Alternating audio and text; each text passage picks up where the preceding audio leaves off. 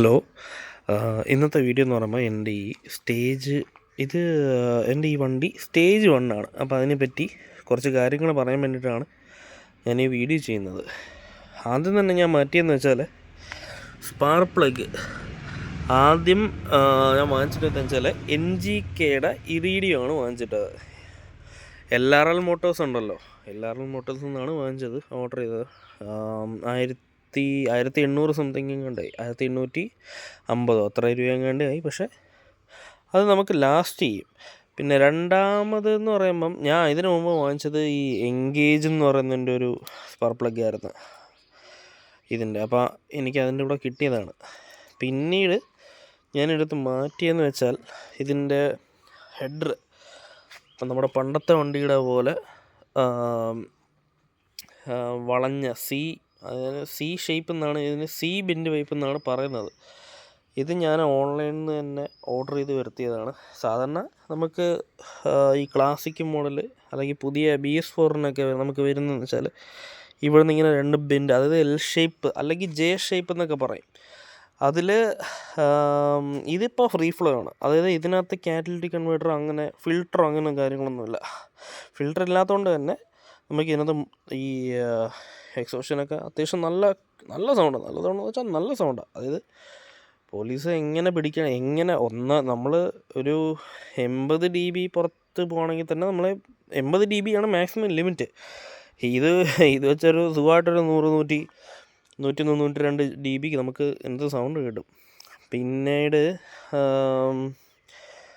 Bend പൈപ്പിൻ്റെ ഒരു video ഞാൻ ഡീറ്റെയിൽ ആയിട്ട് ചെയ്യാം. പിന്നെ ഞാൻ മാറ്റിയെന്ന് വെച്ചാൽ എയർ ഫിൽറ്റർ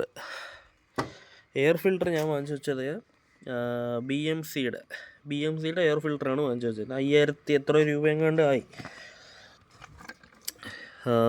പിന്നീട് ചെയ്തിട്ടുള്ളതെന്ന് വെച്ചാൽ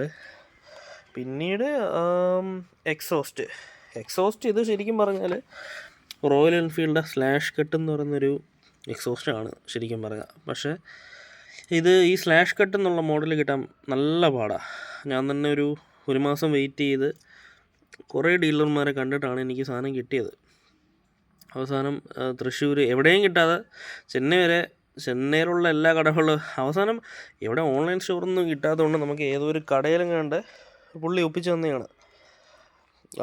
അപ്പം exhaust pipe, iridium plug, air filter, ഇത്രയും സാധനം ചേരുമ്പോഴാണ് നമുക്ക് ശരിക്കും പറഞ്ഞാൽ ഒരു സ്റ്റേജ് 1 എന്നൊക്കെ പറയുന്നത്. സ്റ്റേജ് 2 എന്ന് പറയുമ്പോൾ നമ്മൾ കുറച്ചുകൂടെ എൻജിൻ്റെ അകത്തുള്ള ഇൻറ്റേർണൽ പാർട്സൊക്കെ കുറച്ചുകൂടെ ഒരു ഇമ്മിണി പോളിഷൊക്കെ ചെയ്ത് അങ്ങനെയൊക്കെ ചെയ്യുന്നതൊക്കെയാണ് നമ്മൾ സ്റ്റേജ് 2 എന്നൊക്കെ പറയുന്നത്.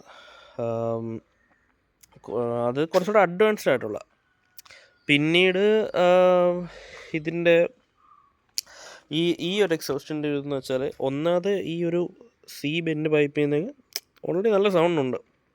അതായത് ഇത് നമുക്ക് ഇതിനകത്ത് DB കില്ലർ വെച്ചിട്ടുള്ള ആ ഒരു ടൈപ്പാണ് ഇത് വരുന്നത്. റോയൽ എൻഫീൽഡ് അങ്ങനെയാണ് ഇറക്കിയത്. അപ്പോൾ നമ്മൾ ഇതിനകത്ത് ഞാൻ ഇപ്പോൾ DB കില്ലർ വെച്ചിട്ടില്ല. DB കില്ലർ വെച്ചാൽ നോർമൽ സൗണ്ടാണ്. അതേപോലെ തന്നെ എനിക്ക് ഈ വണ്ടിക്ക് ചിലപ്പോൾ ആരും വിശ്വസിക്കത്തില്ല, എങ്കിലും പറയണമല്ലോ, എനിക്ക് ഈ വണ്ടിക്ക് 61 കിലോമീറ്റർ മൈലേജ് കിട്ടിയിട്ടുണ്ട്. അതായത് ഇതേപോലെ ഇപ്പോൾ ഏകദേശം ഒരു 650. അപ്പം ഇതിനെക്കാട്ടി മുമ്പ് ഞാൻ മൈലേജ് ടെസ്റ്റ് ചെയ്യാൻ വേണ്ടിയിട്ട് തന്നെ ഇതേപോലെ രാവിലെ ഇറങ്ങിയായിരുന്നു. ന്യൂ ഇയറിനൊന്നും തിരക്ക് കാണത്തില്ല രാവിലെ.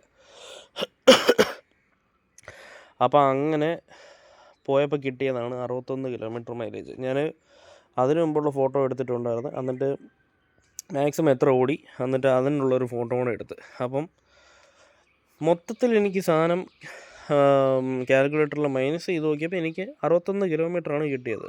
ആ പോയിൻ്റ് ഉൾപ്പെടെയാണ് ഞാൻ ഉദ്ദേശിച്ചത്. അപ്പോൾ ഇതിൻ്റെ ഒരു സ്റ്റാർട്ട് ചെയ്യുന്നതിൻ്റെ ഒരു സൗണ്ടും കൂടെ കേൾപ്പിച്ച് തരാം. ഏതായാലും ഇത് ഓൺ ആക്കുന്നതുകൊണ്ട്, അതായത് കോൾഡ് സ്റ്റാർട്ടിൽ ഓൺ ആക്കുന്നതുകൊണ്ട് കുറച്ചുകൂടെ ഓഫ് ആവാൻ ചാൻസ് ഉണ്ട്. ഉള്ള പോലെ കാണിച്ചു തരാം.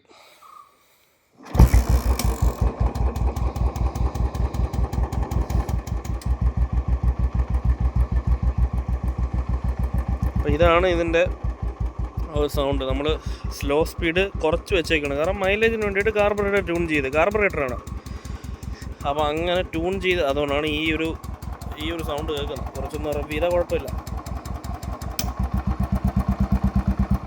സ്ലോ സ്പീഡ് കുറഞ്ഞുകൊണ്ടാണ്. അപ്പം ഇതാണ് ഇന്നത്തെ ഒരു വീഡിയോ. ഇതെന്തായാലും ഒരു എന്തായാലും വലിയ സംഭവമാണെന്ന് വെച്ചാൽ അല്ല, പക്ഷേ സ്റ്റേജ് 1 ചെയ്തു, അത്രയേ ഉള്ളൂ.